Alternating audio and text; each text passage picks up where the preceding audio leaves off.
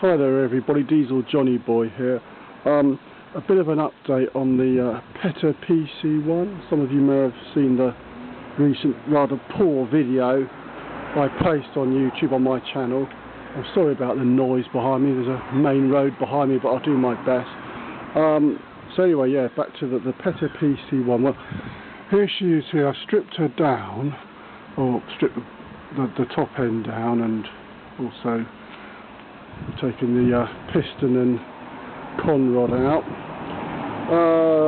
because the engine was running but it had low compression and definitely a few starting issues, so I did suspect there was probably something wrong with the piston rings, and yes, I'll show you in a minute and you will see what was going on there.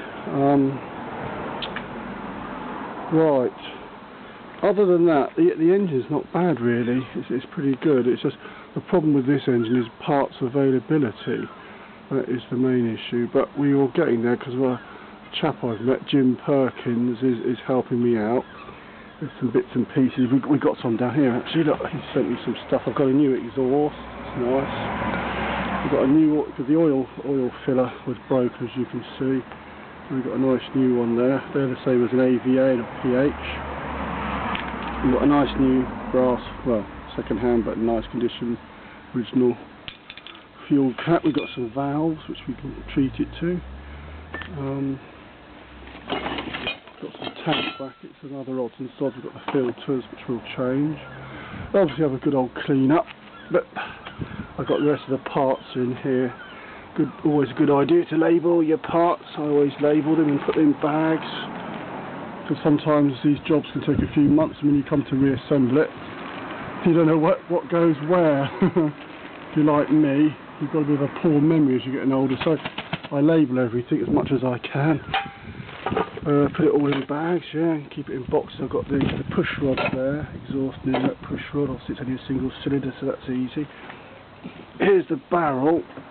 It's not in bad condition really, it's not too bad at all considering when you see the state of the piston. The shims, there's a shim there, it's a 15 thou shim for doing the bump clearances. I've got to try and maybe get another 5 thou shim, or because obviously maybe if I put new valves in and what have you, the bump clearances may be a little different, so it's important to get your bump clearances right. You want your valves hitting the top of your piston. But anyway, come and have a look at my piston over here. It's not a pretty sight, I'm afraid. Yeah, here's the state of the piston. So the two top rings scrape one of the compression rings, I think. There's a big chunk missing out of there, two big chunks in fact. So this piston, normally you'd have to scrap it. The top's not much better, the crown is a bit scored and not in the best of states. I'm surprised this cylinder's not damaged, but the cylinder has no scoring in it, thank goodness. Like I say, the PC1 is very rare now, and right now I can't get hold of a piston. I did look into using a PAZ1 piston, because they're the same 3-inch bore and stroke, and it'd been nice, but obviously the combustion chamber at the top is that on the PC1 it's central, and you've got the two valve cutouts. On the PASI it's offset, which it probably would have worked, but the main problem is the gudgeon pin is way bigger on a PAZ1, so you would have had to machine the piston top and bottom to make it the same size, and trying to work out the blooming, you know, the stroke would be maybe altered. If you didn't get this dead right, you'd have to bush this out, so that's probably not going to be very viable. So I'm now looking into repairing this piston. Jim Perkins is going to give me some help maybe. He's going to have a look at this piston for me, and we're going to look into repairing this piston. So yeah, so that's what I'm going to do at this stage.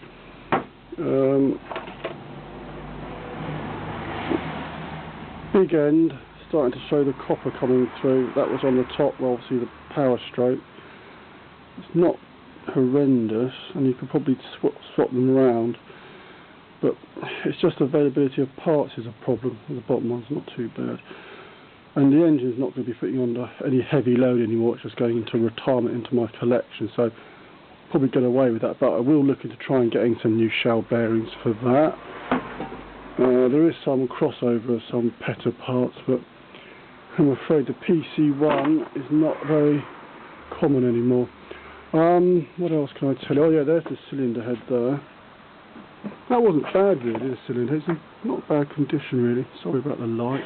You can't really see that very well, but yeah. Oh yeah, I know what I was going to show you. Look,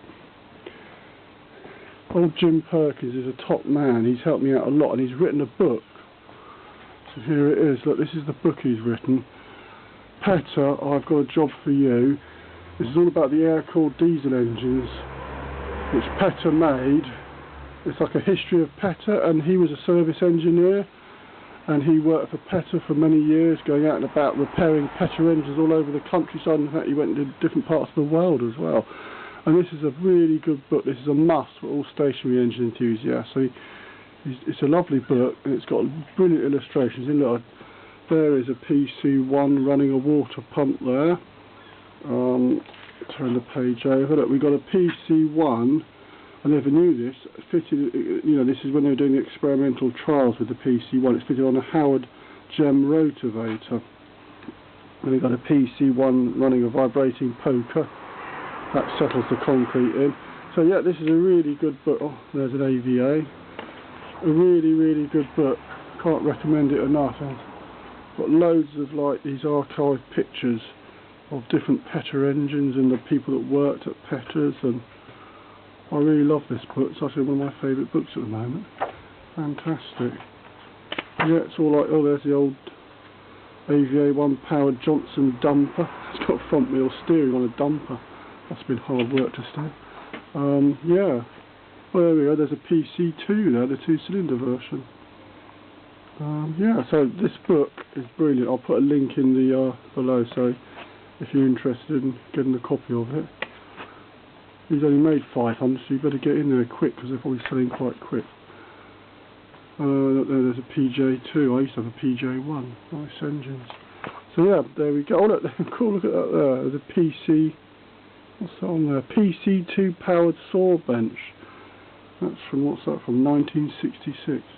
So anyway, I won't bore you anymore with that. You go and get a copy yourself, and you can look at it yourself.